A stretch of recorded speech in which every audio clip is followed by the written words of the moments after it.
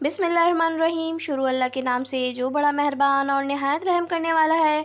अस्सलामुअलैकुम, welcome back to my channel. तो कैसे हैं आप सब? उम्मीद करती हूँ आप सब बिल्कुल ठीक होंगे और अपने घरों में खुश होंगे। तो अल्हम्दुलिल्लाह मैं भी ठीक ठाक हूँ। तो आज आप लोगों के लिए बहुत ही मज़ेदार सी और सभी की फेवरेट, स्पेशली घर में बच्चों को तो ये बहुत ही ज़्यादा पसंद होती है, तो वाइट सॉस मैक्रोनी बनाएंगे। बहुत ही मज़े की बनती है ये मैक्रोनीज़, इतनी ज़्यादा लजीज लगती हैं। बहुत ही सिंपल सी रेसिपी होती है, मसाले भी इसमें कम ही जाते हैं, लेकिन ये बहुत ही ज़्यादा मज़े की लगती है। तो कैसे बनती है आइए देखते हैं। बहुत ही कम अज़ा के साथ तैयार करूँगी। सबसे पहले मैंने यहाँ पर एक पैन ले लिया था, तो पैन में मैंने ऑयल ऐड कर दिया है। तकरीबन मैंने 5 टेबल स्पून ऑयल ऐड कर दिया। हल्का सा ऑयल गर्म हुआ तो मैंने यहाँ पर लहसुन के जवे ले लिए थे। 4 से 5 अदद लहसुन के जवे थे, इनको मैंने बारीक बारीक कट कर लिया था। आप चॉप भी करके इसमें ऐड कर सकते हैं। तो इसको मुझे अच्छा सा फ्राई करना है, खुशबू आने तक मैं इसको फ्राई करूँगी।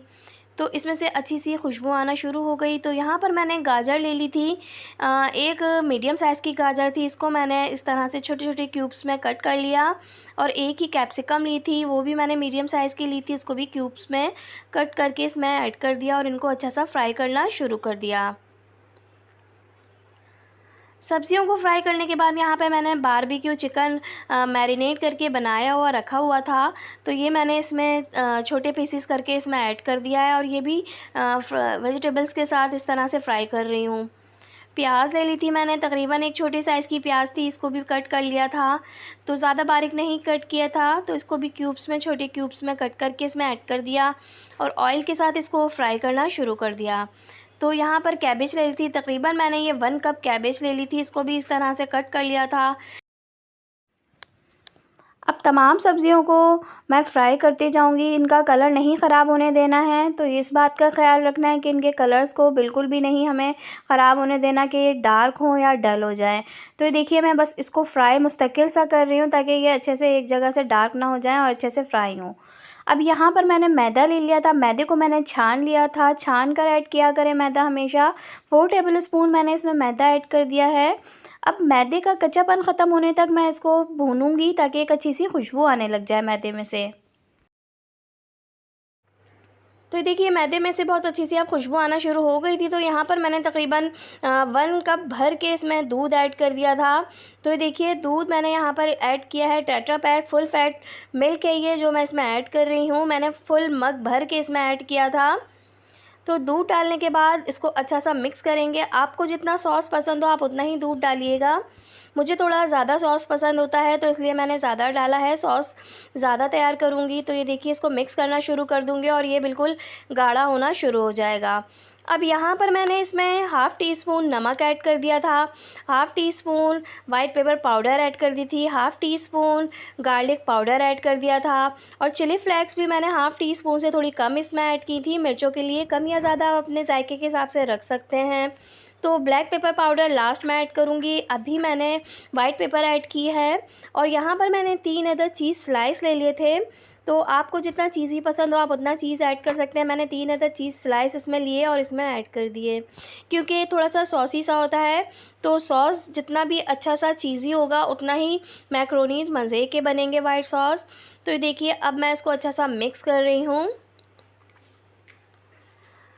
तो यहाँ पर मैंने मोज़रेला चीज़ ले ली थी, अलग से मैंने मोज़रेला चीज़ ली थी और हाफ़ कप के बराबर ली थी, जो कि मैंने इसमें ऐड कर दी है।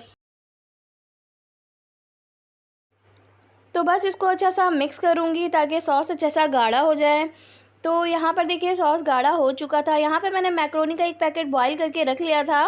नमक डाल के इसको इंस्ट्रक्शन के साथ फॉलो करते हुए मैंने बॉईल किया था और इसको अच्छा सा बॉईल करने के बाद अलग रख दिया था ऑयल लगा के। तो यहाँ पर अब मैं मैक्रोनीस ऐड कर रही हूँ।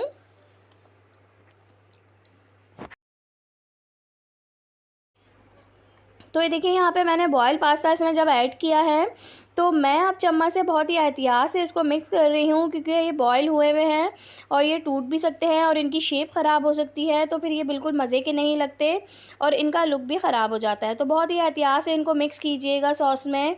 तमाम सॉस और मैक्रोनीस अच्छे से मिक्स हो जाने चाहिए। तो ये देखिए मिक्स कर दिया था मैंने सॉस और मैक्रोनीज़ को। यहाँ पर मैंने ग्रीन अनियन कट करके रखी थी, बिल्कुल लास्ट में ऐड कीजिएगा क्योंकि ग्रीन अनियन का लास्ट में बहुत ही अच्छी सी खुशबू से आ जाती है जब हम लास्ट में बिल्कुल ऐड करते हैं। तो ये देखिए अब इसको भी मिक्स कर रही हूँ, बहुत ही अच्छी तरह से और एहतियात से मिक्स करना है और जल्दी से बन भी जाते हैं। ये बहुत ही मज़े के सॉस वाले मैक्रोनीज़ तैयार होते हैं। वाइट सॉस पास्ता घर में सभी को पसंद है। तो ये देखिए चीज़ी सा, बहुत ही मज़ेदार क्रीमी सा, बहुत ही अच्छा सा इसका टेक्सचर आया है, बहुत ही पसंद आता है बच्चों को। तो ज़रूर बनाइएगा, बहुत ही ईज़ी सी रेसिपी है, झटपट से बन भी जाती है। तो ये देखिए अब मैं इसमें लास्ट में बिल्कुल ब्लैक पेपर पाउडर ऐड कर रही हूँ ताकि इसकी भी एक अच्छी सी खुशबू आ जाए। बिल्कुल लास्ट में ऐड किया है, थोड़ी देर के लिए 2 से 3 मिनट के लिए ढक दिया था। तो अब ये देखिए मज़ेदार से चीज़ी से, बहुत ही मज़ेदार क्रीमी से वाइट सॉस पास्ता बिल्कुल तैयार है। तो ज़रूर ट्राई कीजिएगा और मुझे फ़ीडबैक दीजिएगा ये कैसे बने थे, आपको ये कैसे लगे, कितने पसंद आए। अगर आपको मेरी वीडियो पसंद आ रही है तो वीडियो को लाइक ज़रूर कर दीजिएगा और चैनल पर न्यू हैं तो सब्सक्राइब भी कर दीजिएगा और एक प्यारा सा कमेंट भी कर दीजिएगा। तो ये देखिए बहुत ही लजीज किस्म के डिलीशियस से वाइट सॉस पास्ता बिल्कुल रेडी हैं। बहुत ही अच्छा सा क्रीमी सा टेक्सचर आया था इसका। घर में ही आप कम अज्जा के साथ आसानी के साथ इसको बना सकते हैं और बच्चों को तो बहुत ही पसंद आने वाले हैं। तो मुझे फ़ीडबैक ज़रूर दीजिएगा ये कैसे बने थे और आपको ये कितने पसंद आए। तो चलती हूँ, फिर हाज़िर होंगी एक और अच्छी सी आसान सी रेसिपी के साथ। जब तक के लिए दुआओं में याद रखिएगा। Thanks for watching. अल्लाह हाफ़िज़।